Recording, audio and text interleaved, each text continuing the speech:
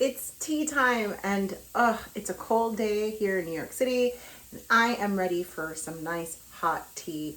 And I am especially ready for Sun's Organics tea, which we have added into our New York City Holiday Cookie Box. This is a jasmine green tea, which we usually give to our guests on tour, and now you can have it at home or you can gift it to somebody special. If you've never made loose leaf tea before, and you're used to the little bags, that's fine. It's super easy to make.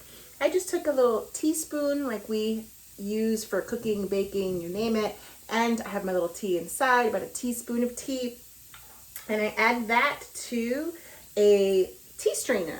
Mine looks like a little globe, and I've already prepped it for the video. And I put it in there and I dumped a bunch of water in there and I let it steep for a few minutes. If you like your tea on the lighter end, maybe 2 minutes. Mine has been steeping for about 5 because I like it with a punch. And it steeps for a little bit and you get to enjoy a nice warm hug from your jasmine green tea. In addition to the Fay Da cookies, almond sable cookie. This almond sable cookie is actually very similar in texture to biscotti, if you've ever had that. It's got that crunch, it's a drier end cookie. So it's meant for dipping.